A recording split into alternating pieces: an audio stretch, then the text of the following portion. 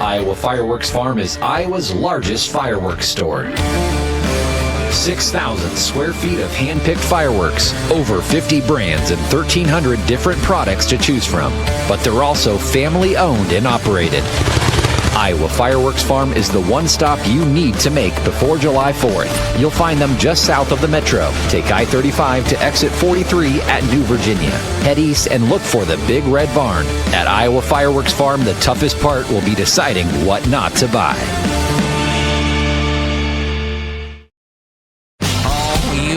Eric Church Free the Machine Tour. Live at Wells Fargo Arena, Saturday, September 27th. One epic night of music that you won't want to miss with special guest Marcus King Band. Get tickets now at highvtix.com.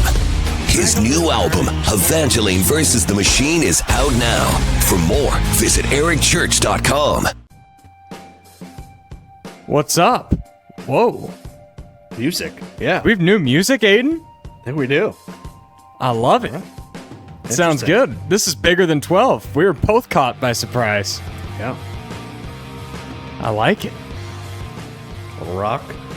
Sorry, we're just sitting in silence as we observe the music for the first time. I'm Jake Brend, joined by Derek Duke. Back in Texas, you were all along Lake Erie the last week or so. How was the trip? Yeah, me and my wife had a wonderful week in Pittsburgh and Cleveland. Got to see two beautiful ballparks and most importantly, two Astros wins on the road. If I had to pick, I think Pittsburgh is the place to be. What a beautiful city. Great food and beer options. We went to Permane Brothers like 3 times during our trip. The best sandwich I've ever eaten. Got to see Paul Skeens pitch, which is in person, that's absolutely incredible. You saw the ultimate Skeens game, didn't you?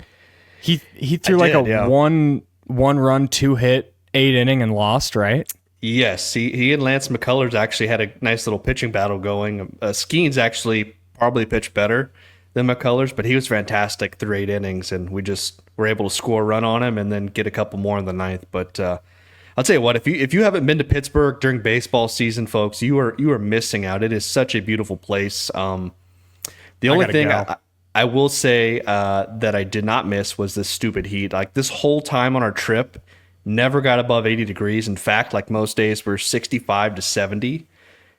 Beautiful outside, wonderful. I didn't sweat one time on our trip. And on Friday night when we were in Cleveland at the game, I actually had to wear a hoodie because it was so cold out. So I've never worn a hoodie in the month of June before in my entire life. Well, it's a milestone. Congratulations. I actually wore a hoodie yesterday. It was like a high of 63. So I didn't wear one outside, but I wore one inside.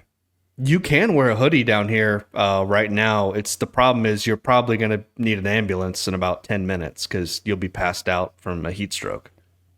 It's probably a good thing to do if you're doing the Rocky. I feel like you can just, if you want a super sick training montage, just throw a sweatshirt on in South Texas. You could, but it wouldn't last long. You would die. It looks like a fun trip. I've always wanted to go, not to Pittsburgh necessarily. I'd go to Pittsburgh, but I've always wanted to go to PNC Park. Like that's a top of the bucket list baseball park for me still.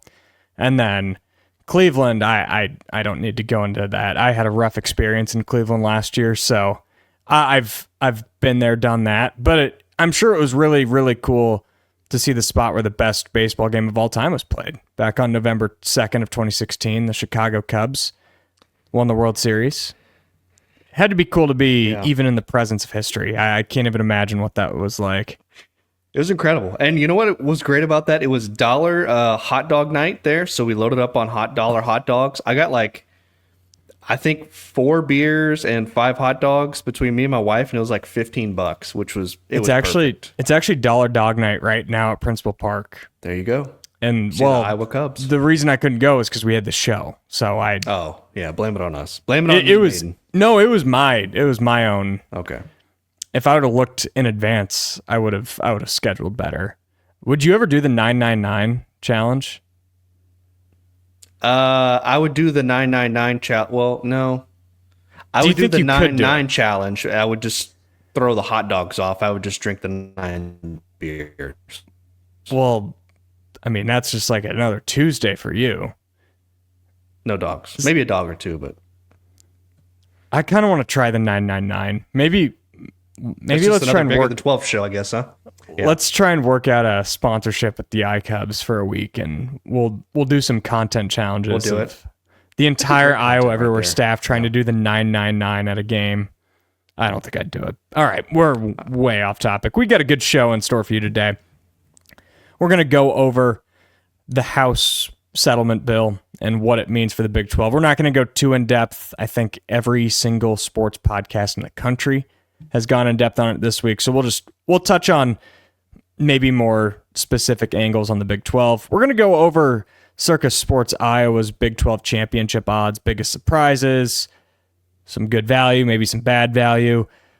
We'll get to some Big 12 baseball because the conference stays alive into Omaha, and we're going to close it with a best beer occasion draft. We're not talking like Busch Light or Miller Lite. We're talking like shower beer, beach beer. It's going to be a fun one. But before we get into today's show, let's give a shout out to WealthCharter Retirement Planning and Tax. It is never too late to get started, and it's also never too early. Whatever stage of life that you're in, if you haven't started investing, now is the time. Not next week, not next month. Right now, you should schedule an appointment with Tim Hawkins and his great team in Ankeny. You can go to wealthcharterretirement.com to do that. Let's start with the House bill and what it means for the Big 12. I don't think we need to go over what it is. If you've been living under a rock, I'm sure you can Google it and find out pretty easy. But essentially, schools are going to be paying the players now officially. I'm sure there are some people out there that thought this was already official, so now it is official. What are your initial thoughts on what it could mean for the future of the conference and the schools within? Yeah, it like you said, it's pretty simple. Schools are just going to finally officially start paying athletes, and I'm not even going to bother to call them student athletes anymore because those days of amateurism are well behind us. What's going to happen is schools are going to lock into the $20.5 million to pay the athletes, and if you don't lock in, it's pretty much admitting that you aren't willing to compete at the highest level, and no Big 12 school wants to do that. One interesting idea I did see kind of floating out there was the possibilities of schools maybe saving a few million if they know they're going to be like in a total rebuild. So say maybe a school like, I don't know, UCF or Houston, whoever it may be, or West Virginia maybe this year, like using some leftover funds for next season if they don't spend the full amount, or possibly using them for like signing bonuses to get transfer portal guys, like kind of what the NFL does. I'm not sure if that's really going to be allowed, but it's certainly an interesting idea.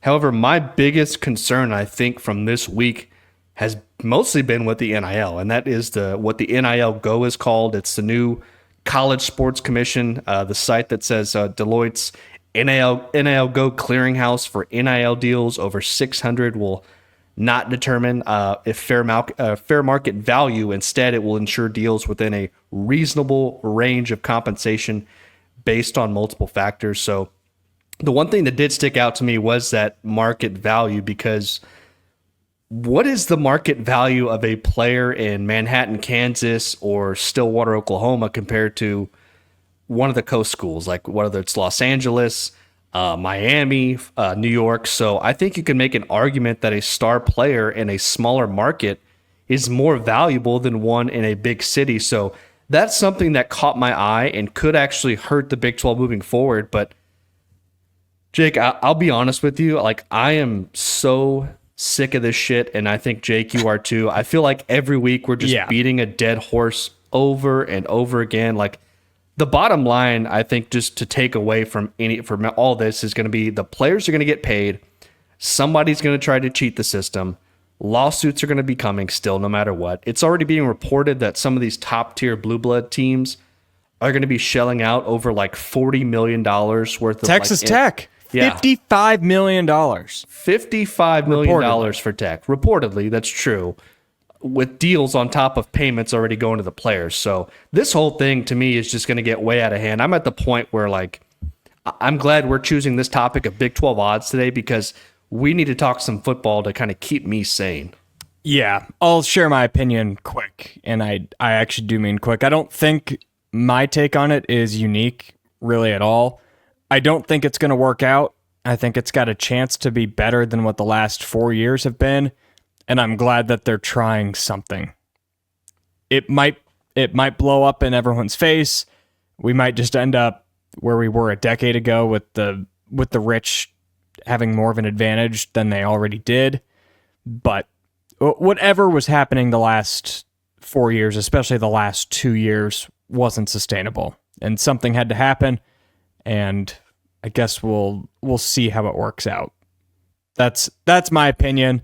I don't think you'll be seeing, if it goes by the rules and players are getting outside NIL deals, I don't see how Coleman Hawkins is getting $2 million in Manhattan, Kansas.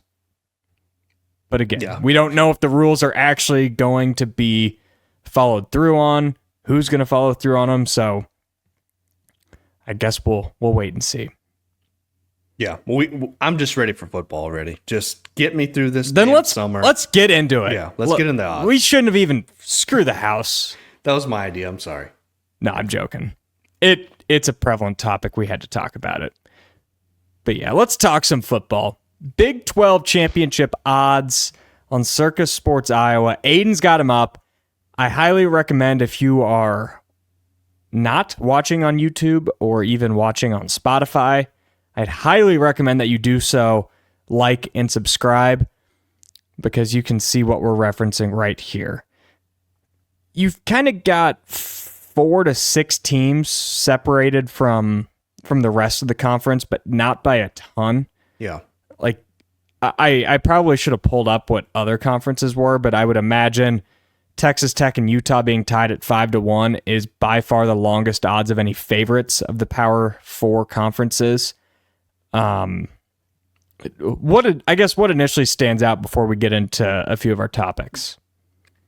Just how evenly these teams are kind of viewed in the Big 12, because like you said, a 1 in 5 chance. I mean, you have other conferences that I'm sure have heavy favorites, and here we are talking about the Big 12, where you've got look just here, 4 teams: Tech, Utah, Arizona State, and Kansas State, all within 1 odd of each other. So it's like it's not that far apart. So there's a good combination of maybe you can make an argument for 5 to 6 teams here on this list probably being a serious contender for the Big 12 title. So again, I've said this before, you've said this before, Jake.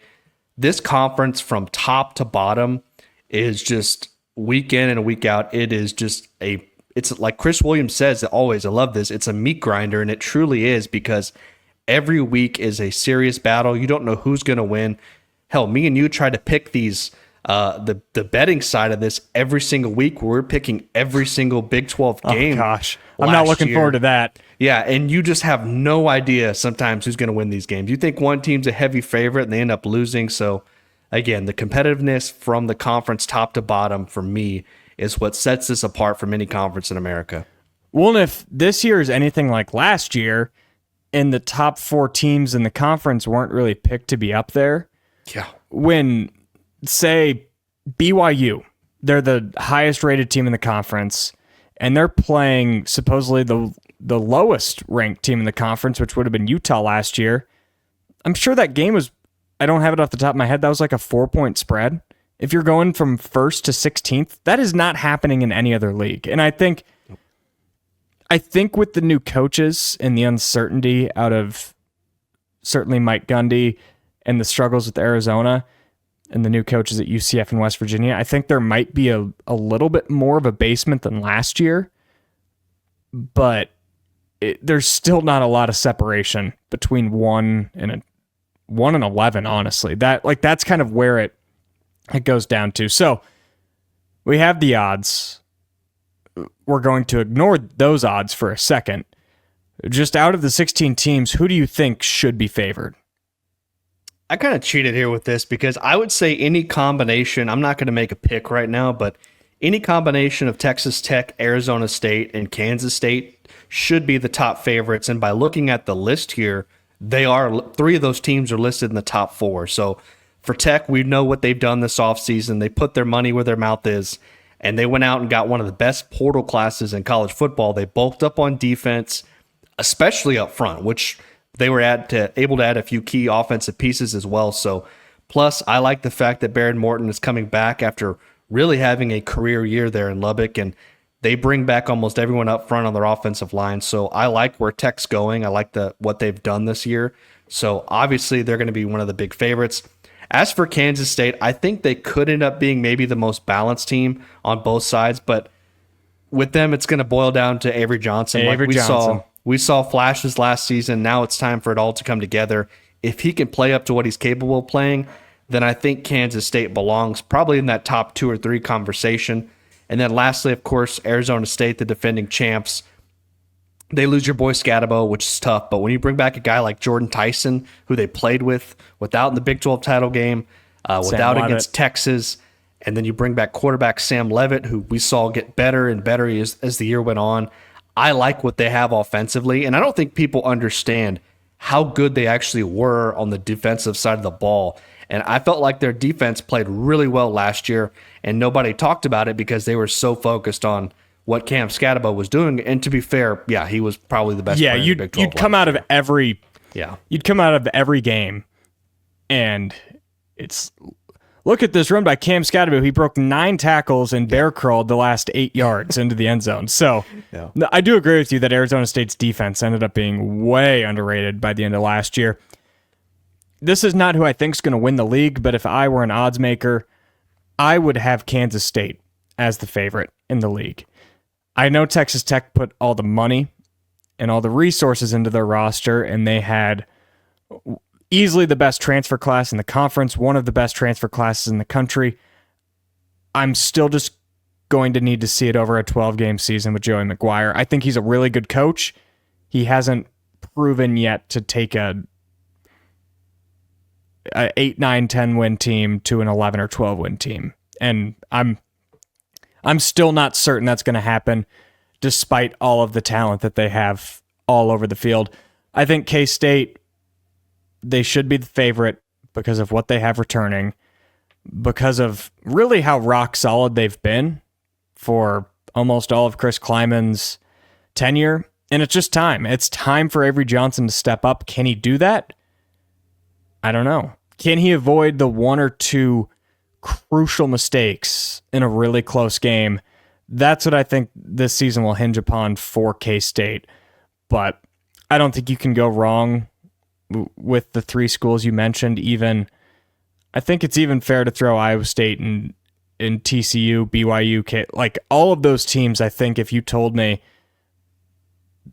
at the end of the year that they won the Big 12, I wouldn't be shocked. And that's what makes talking about this so fun, is that we could be so wrong by just singling out one team. So with that, what school do you think on that list has the best value? Yeah, when I look at that list, I think Iowa State at plus 900 is pretty interesting. I think Baylor at plus 750, I believe it was. But for me, I know this is probably a hot take considering what's going on in the news now, but BYU at 1,200. I mean, some people out there think that they're going to be in Arlington, and that's the case, then why not take a chance with them with those odds? I mean, Jake Retzloff comes back, well, maybe we'll see what happens with this whole situation. But if he does, I mean, BYU could be interesting to take a gamble on. I mean, if he returns, he does need to get better. But this is a team that relies on running the football and playing great defense. Like, they should be good, just as good defensively this year as they were last year. I do worry about their offensive line and the weapons around Jake, but again, it's going to depend on that situation with the whole sexual assault thing and the allegations. So that's going to be kind of something to monitor. But if he is able to come back for BYU, I really like that. Also, I mean, looking at the list, like, I'd probably take a flyer on Kansas there at plus 1,500. Dang, dude, I've said one best value. You just took mine. I'm giving a couple. I'm not going to go really in depth, but that's a team that's going to have a lot of new faces. But Jalen Daniels, when he's healthy, incredible to watch. And at one point last year, they were arguably the best team in the Big 12 for a short period of time. But Gonna depend on which version we see, and I'd probably, you mentioned TCU. I think that's another great one as well with Josh Hoover, but man, that schedule's brutal. Yeah, I'm going Kansas. I think them at 15-1. I think ninth best odds in the conference. I've said it a million times. They had a year from hell last year. The amount of one-score games that they lost in just the most bizarre ways.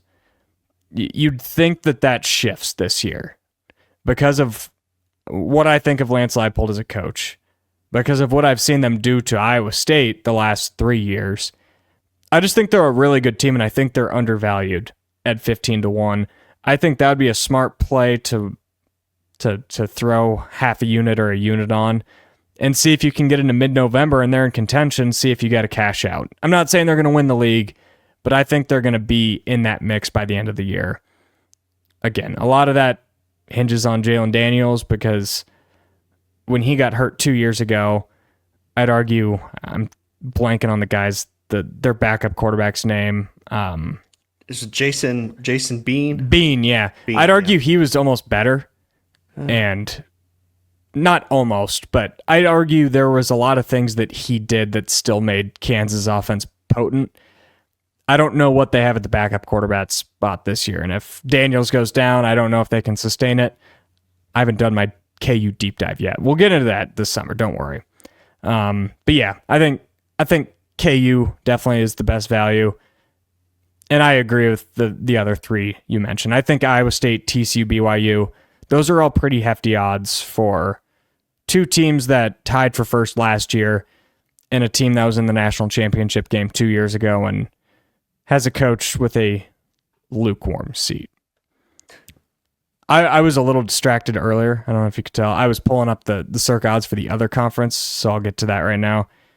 In the Big Ten, you've got three teams with odds of 3-1 or shorter. Oregon at plus 300, Penn State at plus 285, Ohio State at plus 225. ACC, Clemson is plus 115. Wow. The SEC Circa doesn't have their odds up right now for some reason, but that just goes to the point where like your Big Ten champion is probably coming out of those three teams, and they've got fairly short odds. Circa has no idea who's going to win the Big 12. We love our friends at Circa, but they don't have a clue. They're really good at what they do, but nobody has a clue, and that's what's going to be so fun. This is what I'm excited about. Who's got the worst value? We're probably going to agree on this, but I'm going to go Utah at plus 500. This is a team that did not make a bowl game last year, and Light your money on fire. They're valued as the same team as like Texas Tech or even higher than Arizona State and Kansas State. To me, that's crazy. Like, look, Utah, defensively, they're going to be as good as anyone. But we found out last season that they don't have the offense to compete at the top of the Big 12 on a consistent basis. Now, I will credit them. They did bring in a transfer quarterback with Devin Dampier from New Mexico, as well as the offensive coordinator. Yeah. So, yeah, and his OC.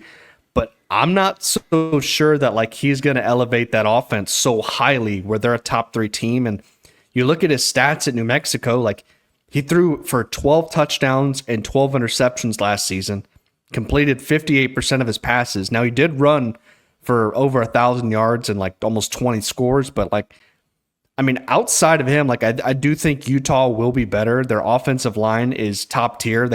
We've talked about on the show, they have 2 projected first-round picks on the offensive line. Their running back position's been upgraded. Same with the receivers, but again, this is going to fall in the hands of the quarterback, and I'm not ready to go in all on Devin Dampier like from week 1 as a top quarterback to lead this team. I'm in complete agreement. When you've got Kansas down there at 15-1, BYU at 13-1, how is Utah 5-1? It doesn't make any sense to me. Well, it does make sense because Circa they're not putting who they actually think is going to win at the top. It's a combination of, yeah, who do they think's going to be there, but also what are suckers going to bet on? And I'm sure there's a lot of sucker college football fans that didn't really pay attention to the Big 12 last year. They see Utah, Rose Bowl champs in 21, 22, Kyle Whittingham. They should be good. They're the biggest name brand in the conference. I'm going to bet on them. And Circa's going to steal all those guys' money. Good for Circa, because if you Bet on Utah. You deserve to lose your money, you fool. Bookmark that, Aiden. We'll come back to that in December. Oh, gosh. That's probably going to haunt us. That's probably going to come back to haunt you now. Oh, I hope it does. Yeah. No, I'm kidding. Houston, I don't know how they've separated themselves from the Cincinnati Colorado pack. Yeah. But I don't know if it's fair to call a team that's 20-1 bad value. It was just a little odd to me that they are that much higher than two schools that I'd probably put them in the same category as, but who knows? Willie Fritz year 2 bump, maybe they're back up there. And we should note, and this will transition us into our final category with the Big 12 odds, that Arizona State was picked dead last year and won the Big 12. So anything is possible. And with that being said, with anything possible, who is the best long shot? I would say long shot probably starts Houston and below. I don't think you can call KU a long shot. No, I agree. To me, Colorado at plus 3,500. That's kind of fascinating. I know a few weeks ago on the show that I said that they were the most overrated team in the Big 12, but man, look at those odds. I think it's a bit much, especially behind some of the teams listed on there.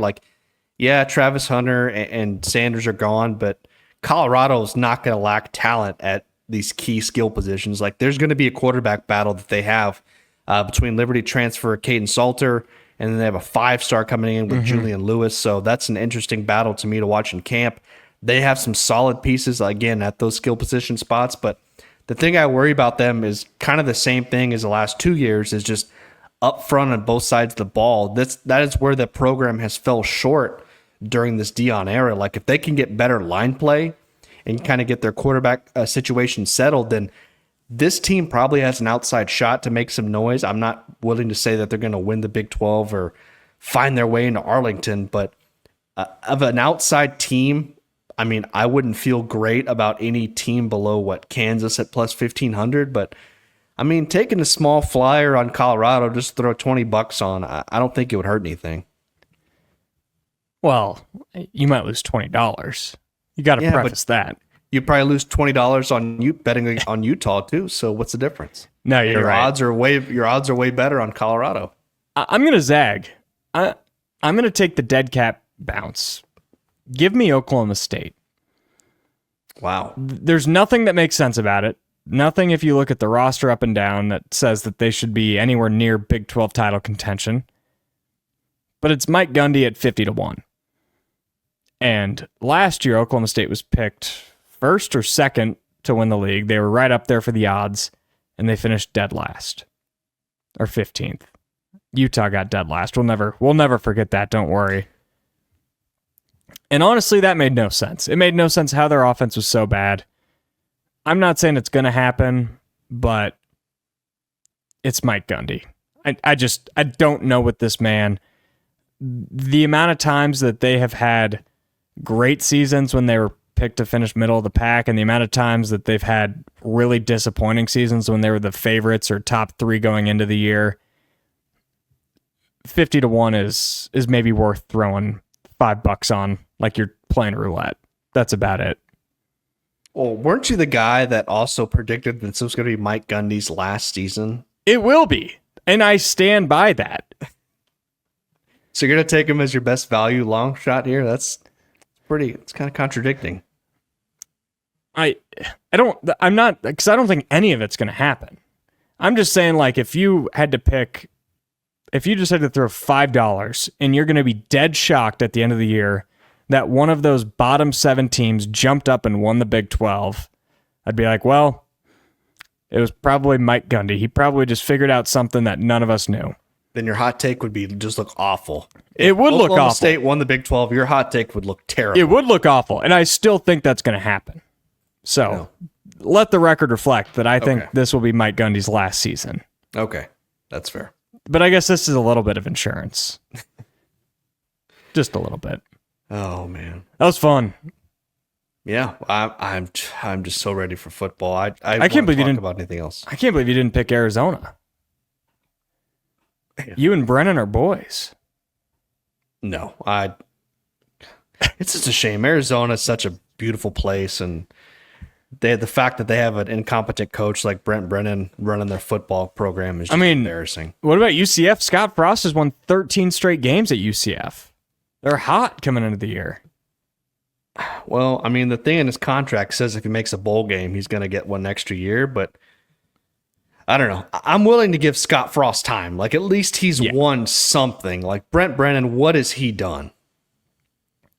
This is a little off topic, but Scott Frost has Steve Prohm written all over it. Steve Prohm... It's a bit harsh. Well, hear me out. Steve Prohm has Murray State going to the NCAA tournament. I think they went undefeated in the regular season one year, but lost in the conference championship game at Murray State. Takes the Iowa State job. Clearly was a little bit in over his head. It didn't work out. Got talent to Ames. There's no denying that. Just like Scott Frost got talent to Lincoln. Just didn't win games. Goes back to Murray State. Oh, this is just perfect. It's home for him. He'll be able to ride off into the sunset there. But what has changed is Murray State went to the Missouri Valley when Prohm was at Iowa State. And it's a different league, and it's a different beast going up against places like Drake and Bradley. And Prohm flamed out after 3 years and got fired. I'm not saying that's going to happen with Scott Frost, but he's not coming back to the same big bad superpower UCF that was in the American. He's in the Big 12 now, and he's going against a team like Texas Tech who's got $55 million worth of resources. It'll be fascinating. I didn't really give an opinion there. I was just saying I could see similarities. But I'm going to reserve my prediction on Scott Frost's career until we go into our deep dive on UCF later this summer. That's fair. All right. We'll do Iowa trivia, but first let's thank our friends at Freedom Tire. Locations in Ames, Altoona, Des Moines, West Des Moines, Urbandale. Quentin Crowner and his team will specialize. And I don't know if you've been watching the new Shane Gillis show, Tires, on Netflix. It's incredible. No. You'll not be getting any type of service like what you see in Tires from Quentin Crowner. They run a well-established, there's no squeaks in that operation at Freedom Tire. You can trust them with your car, trust them with your tires. Head on down to any of your local Freedom Tire locations and help support a company that loves to support us. Aiden Wyatt, welcome in. The Iowa trivia question. I'm sure you've seen Tires already. You're a culture man. I have not watched it yet, actually. Really? Did you watch season one? Season one. Okay. Yeah. Season 2 is so much better. Yet. Season 2 is so much better. That's what I've heard, so I'm excited to watch it. All right, Derek. College World Series is almost upon us. When was the last time there was a team from Iowa to compete in the College World Series? Good God. I think I know this. Well, it's certainly not this century.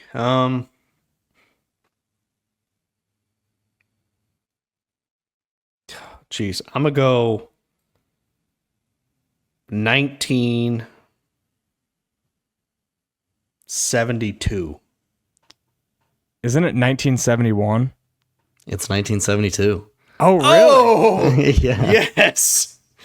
I almost was going to guess the 50s, but I was like, you know what? I'm going to go you got 70s that on here. the dot. That's Wow. incredible. And I promise I did not look that up. Do you know Yeah. that Iowa State hasn't had a baseball program for over 25 years, and they've still made the College World Series more than Iowa? It's true. Okay, well, I forgot about that. I didn't want to think Good about work. that. Yeah. There we go. Wow. I think that's probably one of the first ones I ever got right without having to get assistance, but that was pretty good. Yeah, I knew it was early 70s just because I've brought up that stat to Iowa fans so many different times. I was going to go 50s, but I'm like, I'm going to say it's probably back in like the 70s. So I was like, I'll just pick a random year. So that was Well, we'll stick on the College World Series. We'll do our annual 5 minutes on baseball. Arizona, I watched this game. I watched this game start to finish. They went into Chapel Hill and beat the North Carolina Tar Heels. They were the number 5 seed coming in, and Arizona just took it to them. What do you know about the Wildcats, Derek? Well, first of all, I'm proud of you. I'm proud of you for watching that game on Sunday. But yeah, West Virginia and Arizona were the two Big 12 teams in the Super Regionals. Unfortunately, the Mountaineers were knocked out in the first two games in Baton Rouge against LSU. And like I said last week on the show, I mean, Alex Box Stadium may be a top 3 toughest place to play in college baseball, but the problem is for West Virginia, and I wrote about this too, like you can't give up 28 runs in 2 games and expect to beat a team like LSU on the road. West Virginia relied on their offense to carry them in that Clemson regional, and I think they were ready to go with their bats, but their pitching just wasn't good enough to keep up there. But I mean, as for Arizona, I mean, what a comeback for them. They lost that first game 18-2 against North Carolina, and I'm in panic mode because I'm like, I don't know if Arizona is ready for this right now because, like you said, North Carolina is a top 10 team. They have been all season.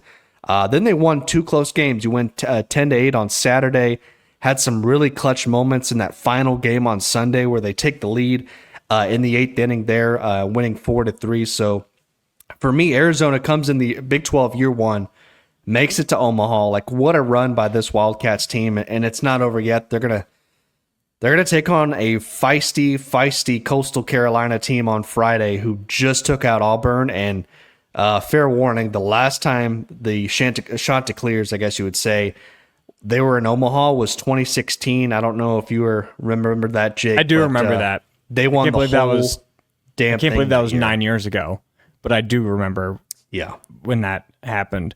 So admittedly, I'm not a massive college baseball fan.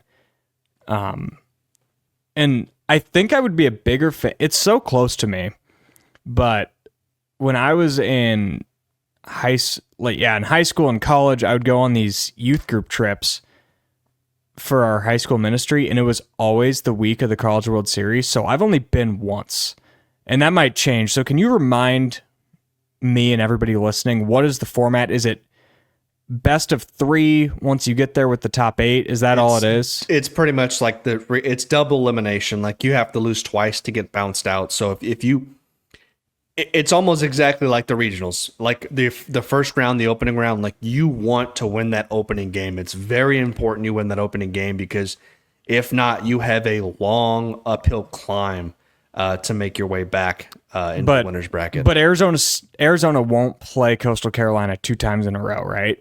Like if they beat them, they'd probably play a different team. Okay. Yeah, they're playing a different team now. Again, they could meet up again at some point in an elimination game, but it's just going to depend on where they fall, where the first game is. So yeah, but I will say, you know what? We'll take another little jab at the SEC here. I mean, there are I wanted to get into this too.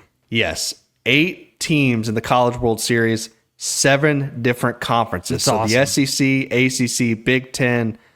Big 12, the Pac-12, the Sun Belt, and the what is it? The MVC? Is that the Mountain Valley Conference? Oh, dude, whatever it is. Oh man, Missouri Valley. Excuse me. You're going to be in trouble the next time you come up to Iowa. Well, I mean, does anybody really pay attention to that conference outside of basketball? Whoa, yeah, okay, that's fair. No, I don't. Is anybody paying attention to football or baseball in the Missouri Valley Conference? I believe, I think Missouri is it's Northwest the best Missouri football. State? No, not Northwest Missouri State. Well, I think in baseball, I think it is Northwest Missouri State or something like that. They're like usually one of the teams that always come out of that conference. Gotcha. No, so they're D2, but they can play D1 baseball. Well, in football, but in baseball, they're D1. Murray State. Because it's Murray State. They beat Duke actually on Monday night. Yeah. They've had a hell of a run. I thought you said, sorry, I thought you said Northwest Missouri State. Well, yeah, Northwest Missouri State is usually the team that represents the Missouri Valley Conference in the postseason. Because usually they only get like one team in. It's like college basketball. Whoever wins the tournament, it's usually the team that gets in. And I believe it's always Northwest Missouri State that is the team that always makes it. I know I've seen them play in Stillwater, Fort Worth a couple times. So they're usually the team that comes out of that conference. But yeah. So with that parity, only 2 SEC teams. I'm guessing Arkansas is the favorite. Is that accurate to say? I would probably say so. LSU's damn good too. So they have two really solid teams. But I just think it's funny. They had 8 hosting bids in the opening round, and only 2 teams make it to Omaha. They had 11 teams total make it to the postseason, and again, only 2 teams. That's got to be a record low for the SEC. I can't remember the last time there was only 2 teams from that conference in Omaha. I'm pretty sure the year I went, there was like 4 or 5 SEC teams in there. It's usually how it is. Not uncommon to have 2 That's SEC, awesome. I love to see SEC it. teams playing for the title. So Give me your pick. I mean, I guess we'll still have, it won't be over by our next show. no. But No, not yet. before it starts, who's your pick to win it all? I just shat all over the SEC, but it's hard to pick against like Arkansas or LSU right now with the way they're playing. I would probably lean Arkansas. I think LSU has the offense. I have a little more question marks about their pitching, but Arkansas is a very good team. They have been all season. I would probably take the Hogs here in this situation. That's a team that's been to Omaha a few times too, but again, don't sleep. I mean, it's the year of the underdog here in Omaha, too, so don't sleep on a team like Coastal Carolina. Oregon State's a damn good team, too, of course. I saw them play in Arizona, person. So, yeah, very good. I saw Oregon State play 3 games in person, actually. Those guys hit tanks. Yeah. Oregon State, great baseball school. Give me Arizona. That's fair. Give me the Cats. Go Big 12. All right, that does it for, I think that was our longest baseball segment because I actually added something for once. There you go. Watch the game. Yeah, I watched the game. So we'll close out with another draft, and we are doing a beer occasion draft. This was sparked by our discussion of a shower beer last week. It might be on my list. It might not be. We'll see. There's a lot of great types of beer out there. And again, it's not brands or like an IPA or a lager. This is a beer while doing an activity, essentially. Or nothing. Or nothing, yeah. Or nothing. So Aiden's going to flip a coin for us. Aiden, you got the coin ready? Today we have Cumberland Gap. There we go. Beautiful. Derek, call it in the air. Tails. That didn't flip at all. Hold on. Tails. The It is lights are on. tails. Okay. Jake, I'm going to let you go first. I think we have different ideas on this, so I'm going to let you go first here. All right. Oh, man. I had a tough time. I had a really, really tough time with this list. But I think my 1-1. I'm going to go first day of vacation beer. Okay. You arrive, you know that you've got a week of no responsibilities. You could have a week just sitting around doing nothing by the pool, or you could have a week of going to baseball games, going on just doing everything. Either way, you know it's better than being home. And that first beer on vacation, it sets the tone for one of the best weeks of the year. Is that you on vacation in that photo there? Yeah, With the hat? That is. I wish that I is- could grow out a mustache like that. Yeah. It almost looks like Hassel if they were to throw the overalls on him with that hat, straw hat. Cooter Ray. Yeah. Cooter Ray musters up enough money to go on vacation to the coast. You're probably not going to the coast. Probably going to Kansas or something, but Well, the coast for Cooter Ray would be a creek. the Missouri River, Okay. That's fair. Council Bluffs. I'm going to go, and I had one of these yesterday, and it was a hot-ass day down here, but a post-mowing beer for me, Strong there pick. is nothing like, not a push mower, but yeah, the post-mowing beer to me is an elite beer. It's so good you almost don't even taste it. I feel like you could drink like 10 of them, and you're still thirsty after the 10, but or maybe that's just me, but I think there's no better beer than that when it's all hot. You done worked outside in the heat. It's the perfect beer. It's number 1 in my book. So I'm going post-mowing beer. Strong the second pick. one, I also indulged in quite a few of these in a photo I shared in our Iowa Everywhere group chat, but the ballpark beer. For me, yeah, at a baseball pick. stadium, nothing. I've actually, like that photo, I've had a beer bat in Kansas City before. It was wonderful. It's a little hard to maneuver around and make sure you don't hit anybody in the face with it, but the ballpark beer, especially on like one of those nights in maybe June, July, preferably if you're down here, maybe indoor stadium, so you don't have to worry about the heat, but absolutely wonderful. I had quite a few of those in Cleveland and in Pittsburgh, so I'm going to go ballpark beer number 2. Strong pick. I had that third on my list. You left me my number 2 pick, though, and I'm going to take it. A tailgate beer. Ah, yeah. Good beer. It could be at 4 o'clock in the morning. It could be at 11 o'clock at night because the tailgate goes all day. And I'll give bonus to like a 40-degree football game. Tailgate beer. It's not like cold enough to need hot chocolate or an Irish coffee or anything. And you're just putting on a beer blanket.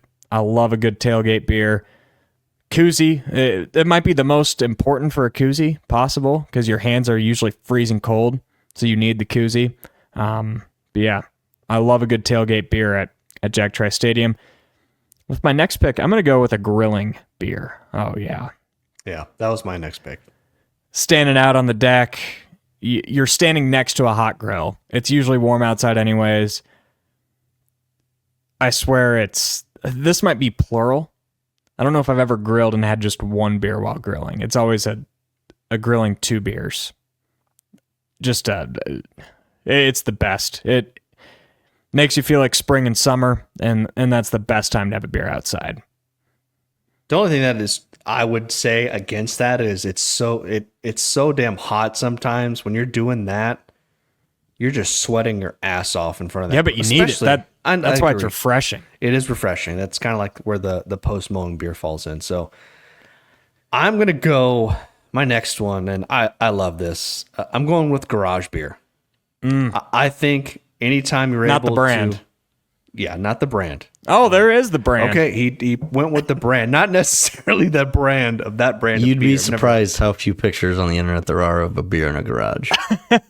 Well, we could have just used the photo of the garage. I don't know if I need to see Taylor Swift's boyfriend on there, but anyways, the garage beer, elite beer, especially like, whatever. Doesn't even matter really what time of day it is. Usually preferably at night after work. The garage beer to me, especially if you have like a TV set up, maybe watch a little baseball in there, perfect beer. So I'm going to go garage beer. Solid. With my third pick. It's kind of a reach, though, I think. But it's solid. Reach. The other one, I think... Oh, man. So many great ones to choose from, but... I think I'm going to go patio beer. I'm going to go patio beer. Now, I don't get to experience this often because, again, during the summertime, I don't want to be outside with my beer, but... especially in those spring months, if you're like in April, like when I was in Iowa in April, it was absolutely great time. Certain days I was there, it was great time to have a beer out on the patio. So that would be one of my top 5 beers, I would say personally.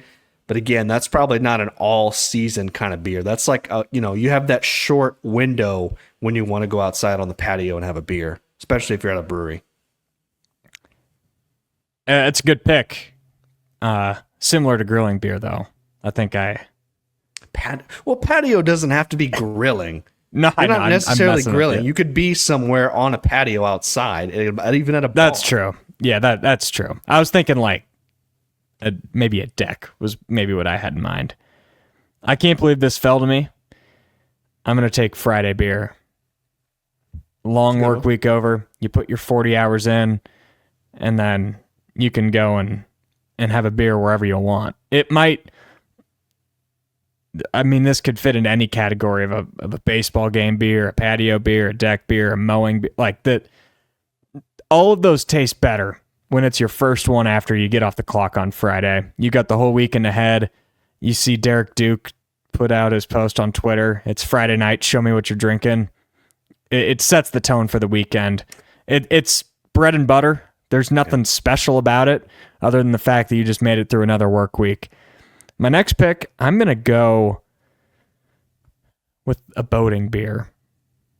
Okay. out on the lake, preferably not 95 degrees, preferably like 85 to 90 degrees. You can hop in the water when it gets cold. It's a strong elite beer. It's also a dangerous one because when you're out on the water, you're getting exhausted. You're sweating a lot. These beers hit you a little quicker than maybe another one does. But I love sitting on the boat. This could also include fishing, being out on the lake fishing and snacking on a couple beers. That's a pretty good one. Oh man, I've got a couple choices to choose from. I got a couple on my list still on this list thing, but I've got 4 left. I'm kind of go different. I'm gonna go. I do this every single trip to start my way. I'm gonna go airport beer. Hot take. I'm going airport beer every time we go somewhere. We go to the airport. The first thing we do is we have a beer, and I think that's like that's like the official start to your vacation. Is when you're at the airport, you're having a beer before you get on your flight to go wherever you're gonna go. I think it's a great way to start a trip. I agree it's a good beer. I do think, I'm not saying you're doing this, but I've seen a lot of these lists over the years on Twitter or online where people say that an airport beer is the best beer. And I think that is just asinine. I'm not going to go one, that it's far. it's like $15 probably. Well, it depends on where you go. Sometimes you can hit a happy hour at the airport too. Yeah. I'm not hating on your pick. Like the feeling of, especially when you're on your way to a trip and knowing, I don't care that it's 7:30 in the morning.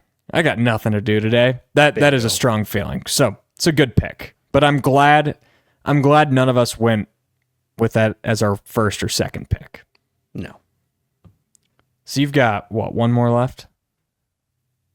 No, that's it for me. That's 5. Is that 5? Yeah.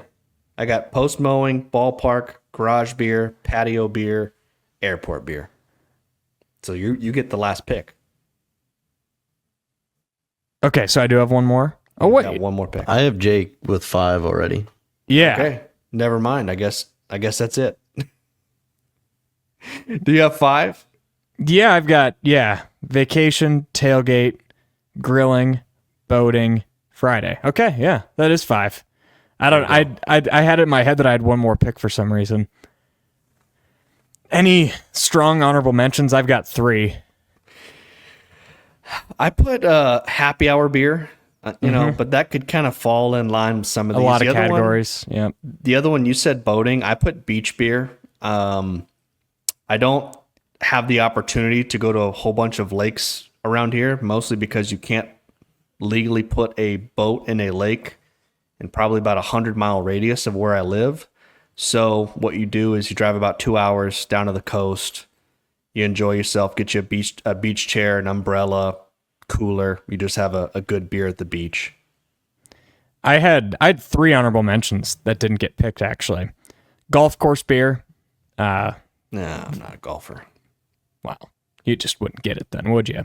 No. Campfire beer. I was really close for this one and boating, because I think those go hand in hand for me. I feel like almost any day I boat, I end up having a bonfire that night. Both are the advantage to a campfire beer is it's usually the best weather possible, like a 50-degree night, sweatshirt out by the lake. And then it was an honorable mention, shower beer. I just don't think it goes up against any of those, but I enjoy probably 2 to 3 shower beers a year. And I think it's certainly worthy of honorable mention, but I feel pretty good about the 5 that I got. Those are all more enjoyable beers than a shower beer. Yeah, I don't get the whole shower beer thing. And also with the campfire thing, the campfire beer, I feel like when I'm around a campfire, I'd rather drink whiskey, especially if it's colder. So that's kind of when I switch from beer to whiskey. So I don't know. That's fair. I think overall those are 2 pretty good lists. Aiden, I know you don't drink, but do you have a lean on who you think will win? Yeah, I have no idea. This is not... I have no grasp on anything here. Sorry. You want to flip a coin on who you think will win? No, let's not flip any more coins. Yeah, we don't want this thing to crash. We don't need any more coin flips. All right, I think that's it, right? Anything else we need to hit? No, not until something happens, probably 48 hours after we record. But yeah, that's how it always goes. Doesn't matter what day. We could be recording Sunday at 3 a.m. and at 5 a.m. It's something's going to happen, I'm sure. But no, I think we're probably good for now. Well, good show. It's another off-season show done. We are inching closer. We're so close. We're not that close. But if we tell ourselves enough that we are close to football season, eventually we'll be delusional enough to think that we're actually close to football season. Less than 75 days away. We're so close. We're so close. I can't wait. Thanks for tuning in. If you would, please leave a review, subscribe, like, and tell your friends about Bigger Than 12 on Iowa Everywhere.